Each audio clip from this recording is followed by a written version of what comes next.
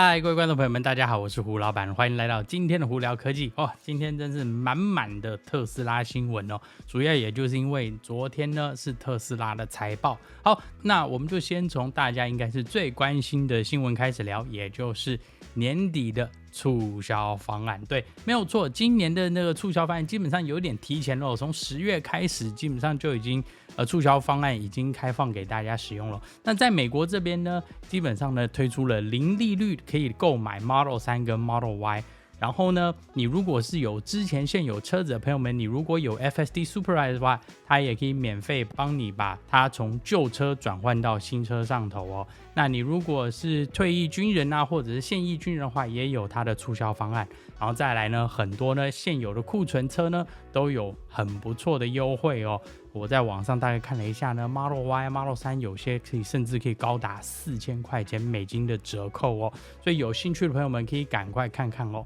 那在台湾的部分呢，也有促销方案，只不过呢没有写得很明确。我想如果是台湾的朋友的话，有兴趣的可以直接跟特斯拉官方去联系一下哦。他们是说在12月22号前下单，在12月31号前交车的朋友们都可以有一个蛮不错的促销方案的活动哦，所以有兴趣的朋友们可以赶快去看看哦。那顺道这一题啦，目前我们大概知道是应该是明年就会有换新版的 Model Y， 所以你如果是对 Model Y 有兴趣的朋友们呢，我的建议是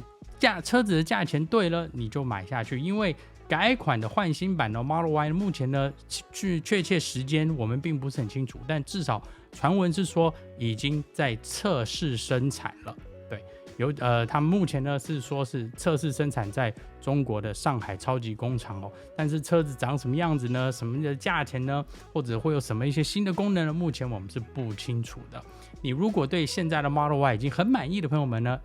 搞不好呢促销方案会是一个很好的一个推手，让你去下决心购买这台车。所以有兴趣的朋友们可以去网络上看看哦。那当然了，之后我们有更多的换新版 Model Y 的新闻呢，还会在这里跟大家分享哦。好，再来我们就聊聊特斯拉昨天的财报哦。整体上来说，财报是蛮不错、蛮漂亮的。不管是特斯拉的车子的销售啊，还有它的这个中间的赚的利润，以及它的能源的这个产业的这个整体的成长哦。整体来说是非常好的。那今天的股票呢，这也不甘示弱，一天就涨个大概20%哦，其实是非常不错的。简单来说呢，特斯拉有在往它的未来的方向发展，并且呢，有在大家的期盼以上哦，所以呢，股票相对来说就涨幅的还算不错啦。好，那呢，他在这个财报里头就有提到说，未来非常有可能呢 ，Robotaxi 可能会开始在美国一个城市叫做 Palo Alto 的地方做一些基本的测试，但确切并没有讲太多。目前他们的说法是已经跟城市官方呢有做联络，目前还在讨论说要在什么样的范围之内去做测试。明确的资料并没有太多，但是他们的做法应该就会像是 Waymo 说，我们先从一个小的一个地方做测试，然后慢慢扩大它的使用范围哦。好，再来呢，财报里头还有提到一个东西，我想是对很多现有车主是比较关心的一件事情，就是现在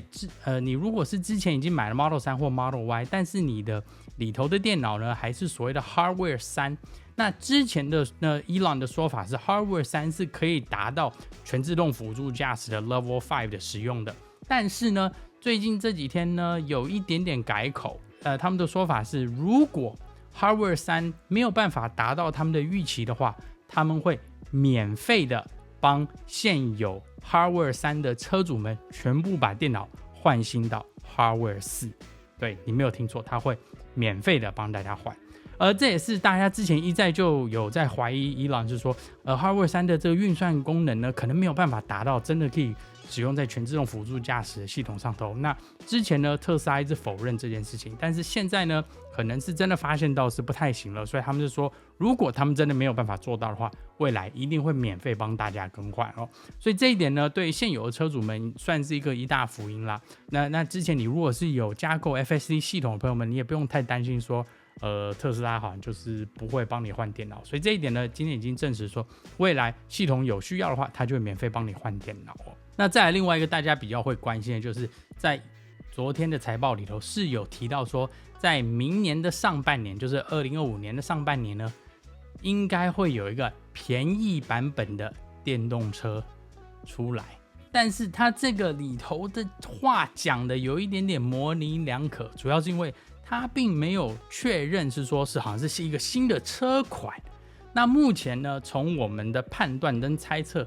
有2个方向有可能会达成。第一个就是算是一个平价版的 Model 3。我们为什么会说这一个是比较有可能的方案，是因为在墨西哥那边是有推出一个比较平价版的 Model 3，比方说里头不是用皮椅啊，是用帆布椅啊，然后呢椅子可能不是全自动的，变成是手动的，有一些功能可能被拿掉的这个版本车子。那目前我们的猜测非常有可能是明年初可能会推出一个25000到3万块钱的比较就是便宜版的 Model 3，就是可能里头真的是把一些功能拿掉，或续航力减少一点呢，以达到这个价位哦。那还有另外一个说法，但是我觉得比较不太可能，就是有些人是说会把 Robotaxi 的那个2人座车子呢，加个方向盘，加个刹车啊，加个什么的，让它变成一个正常可以在路上开的车。这也不是不行啊，只是你如果要卖一个2人座的车子，可能有一点点牵强。所以呢，而且呢，它的生产线啊等之类并不是很完善的嘛，就变成说它还要去投资更多的才有办法达到这件事情。那何不说只是把现有车子把里头的功能简易化呢，把价钱压下来，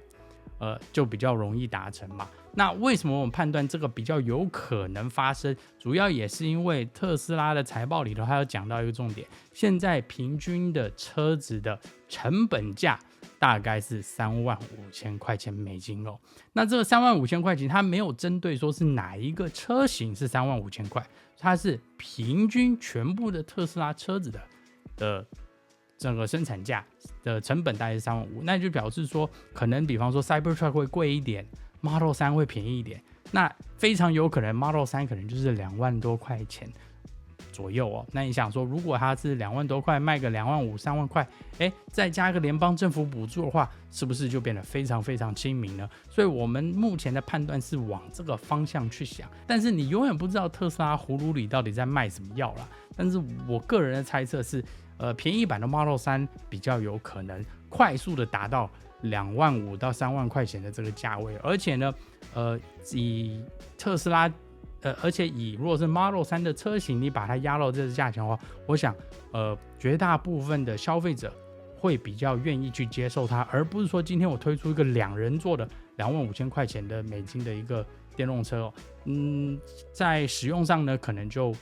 有一点美中不足。你可能平常上下班倒还可以，但是你如果今天家里是有小孩子的话，或者是你需要4个人出门的时候，它可能就没有办法达到。所以我个人觉得是便宜版的 Model 3是比较有可能发生啦。但是目前我们至少唯一能确定就是说，特斯拉说明年会推出一个便宜、